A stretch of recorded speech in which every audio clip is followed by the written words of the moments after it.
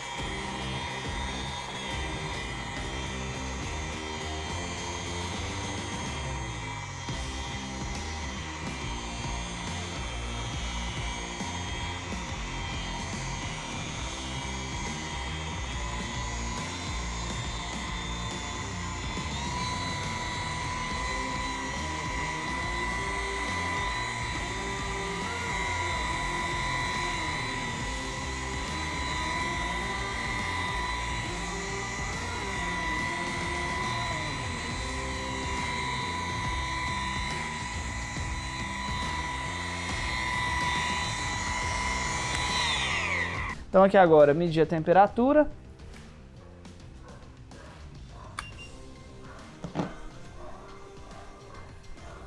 Remover o excesso de produto, primeiro excesso aqui. Aparentemente, para mim aqui, agora eu coloquei uma lâmpada aqui para eu conseguir ver também legal. Tá? Então aparentemente tá, para mim aqui tá perfeito. A gente vai ver agora com o revelador de holograma.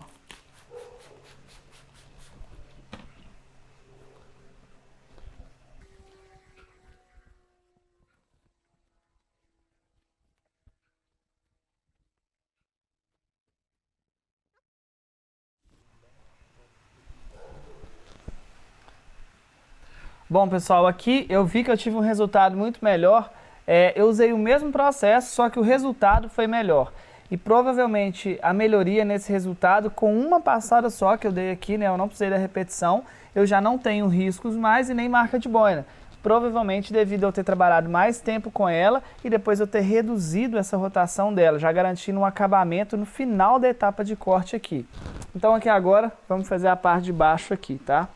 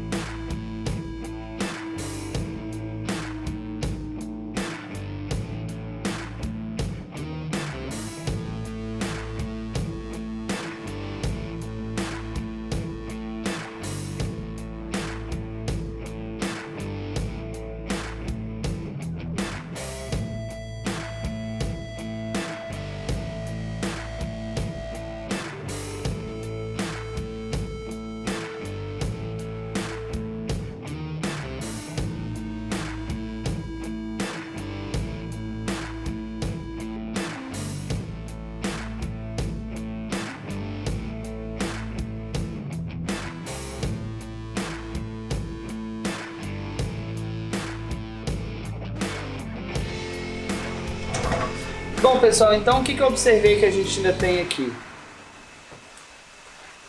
Ó, a iluminação para mim aqui tá vindo de lá, ela tá mais alta, então tá vendo melhor aqui. E aqui o que eu observei é que a gente ainda tem um pouquinho de marca de boina, tá? Então o que eu vou fazer agora? Agora eu vou fazer o refino. Naturalmente, num processo normal, eu ia fazer o corte do carro inteiro para depois refinar aqui. Mas aqui eu já vou fazer esse refino para a gente poder ver essa peça finalizada. Bom, pessoal, o que eu vou fazer agora? Essa boina de refino é uma boina que ela já está bem suja, tá? Então eu não vou usar ela para poder fazer o processo de refino. Eu vou trocar a boina. Aqui eu poderia lavar ela durante o polimento mesmo. A gente poderia pegar lá, lavar, vocês vão aprender como que lava a boina, como que lava a microfibra. Mas eu vou trocar essa boina aqui. Então eu vou pôr uma outra boina também de refino para poder fazer o processo com uma boina bem limpinha. E quando eu sei a hora que a boina tá suja? Você vê ela suja. Se ela estiver muito emplastada de produto, pô, já tá na hora de trocar. Essa aqui, por exemplo, olha só. Tá vendo? Ela tá bem emplastada de produto. Muita gente ainda continuaria usando, tá? Mas você vê que ela não tá tendo resultado mais, a gente para. Então vamos lá. Dá uma refinadinha de leve aqui, hein?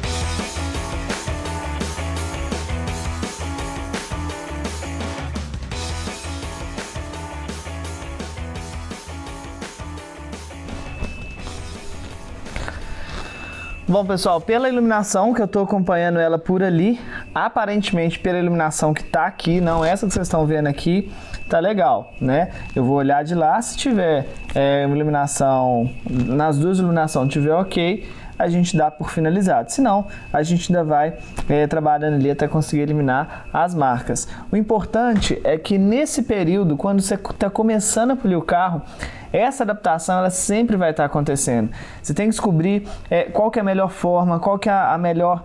Às vezes a gente projeta uma coisa no setup, está funcionando bem, mas durante o processo ali começa a não funcionar. Isso também se dá...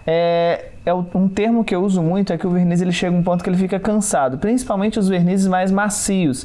Então, se você ficar no mesmo lugar, insistindo, trabalhando insistentemente por um longo período de tempo, o verniz ele vai ficando sensível, por mais que ele esfrie, ele ainda vai ficar sensível. E aí ele já começa a não aceitar as correções. Aí é o contrário que acontece. Por conta dessa sensibilidade, a boina mesmo começa a riscar o verniz de tão sensível que ele vai estar. Então sempre observa isso.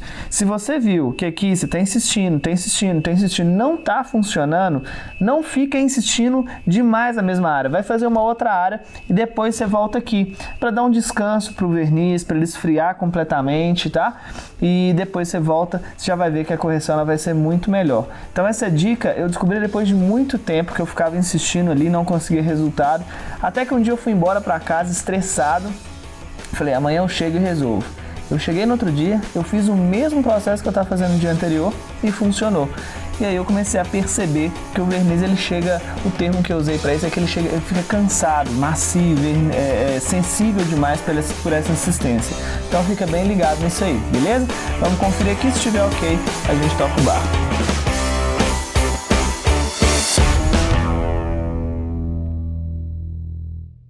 Bom, pessoal, agora eu vou usar uma máquina rota orbital de 15 milímetros e giro livre para poder fazer metade dessa tampa aqui para a gente poder ver como que a gente também consegue chegar no resultado. Muita gente fala que a máquina rota orbital a gente não consegue chegar no resultado com ela tão rápido. Eu já não acredito dessa forma. Por ela ser uma máquina menos agressiva, ela faz a correção já com um bom acabamento. Então, às vezes, ela chega num resultado final até mais rápido. Isso tudo vai depender do setup que a gente vai criar. Como eu mudei a máquina, eu também vou poder trabalhar mais o setup.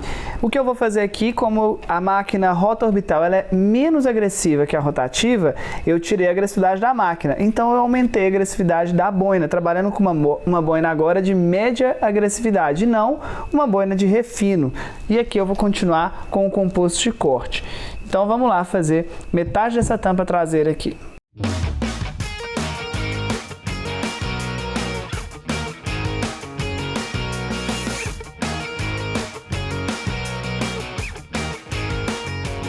Pessoal, aqui nesse caso, eu vou colocar o produto direto na peça, porque é uma peça reta, né?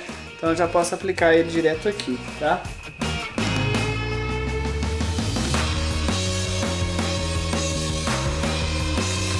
Mesmo processo, vou espalhar.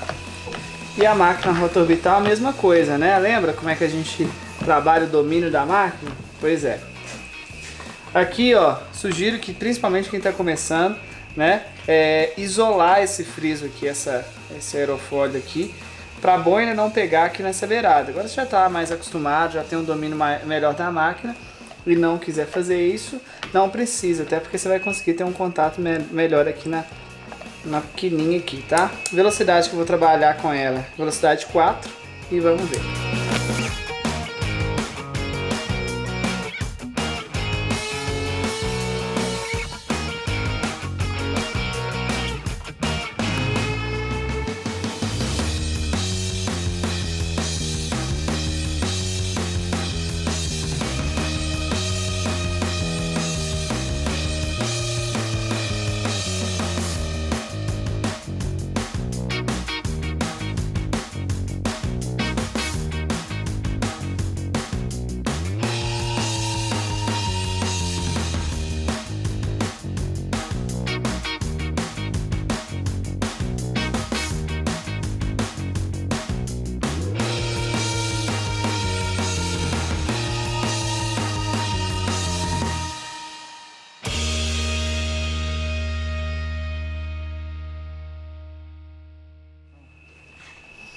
Bom, a gente está aqui com 53 graus, então eu vou esperar baixar um pouquinho a temperatura para depois a gente remover esse excesso de produto aqui.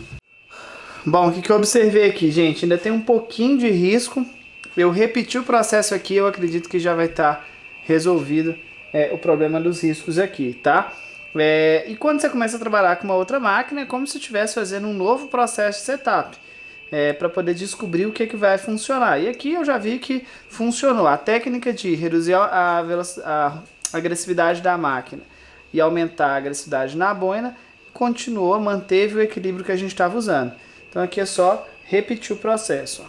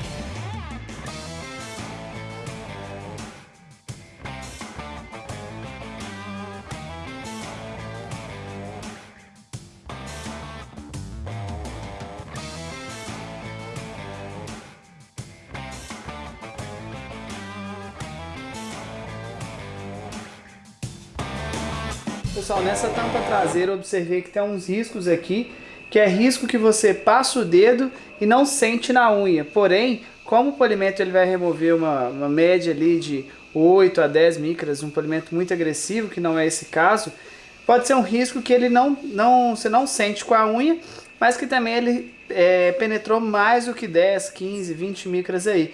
Então ele não chegou na camada de tinta, mas a camada de polimento, né, o desgaste na camada do verniz aqui que o polimento proporciona, não é o suficiente para poder remover ele. Então visualmente é um risco que pode sair, mas às vezes você vai ficar aqui repetindo, e o risco você vê que ele não sai. Geralmente são esses riscos retos que ele fica nessa condição, tá? Alguns pontos aqui específicos eu vi desse risco, vi na porta também, que a gente já fez. Vamos fazer a outro lado então.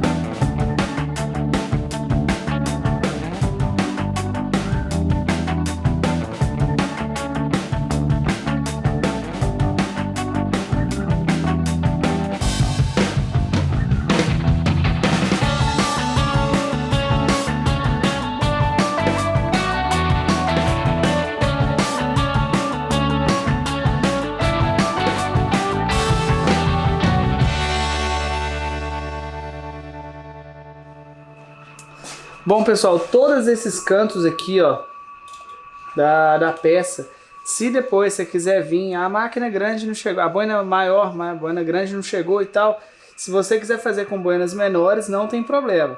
Se você quiser insistir com a boina maior, também não tem problema. Aí fica no critério de cada um o método de trabalho que vocês vão desenvolver. Aqui nessa peça também, eu tenho aqui, não sei se está dando para ver daí do vídeo, mas eu tenho também uma marca de um cocô de passarinho muito grande, que provavelmente não vai sair no processo de polimento, nada disso resolve, tá?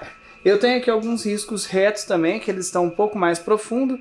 Vocês lembram lá a escala dos riscos que tem na pintura, né? Então tem riscos mais, os pequenos, né, que são mais leves, as contaminações, os riscos profundos e os riscos médios. Esse risco médio pode ser que ele não vá sair no processo normal do polimento. Então o que muita gente faz? Lixa o risco e depois faz o polimento.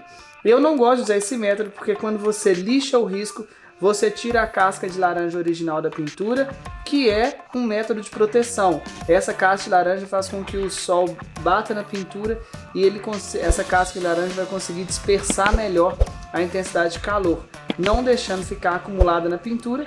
E quando isso acontece, você lixa, ela não vai dispersar a intensidade de calor, o calor fica na pintura aqui, e por conta disso o carro é mais fácil queimar no sol, porque ele vai reter muito calor aqui, tá?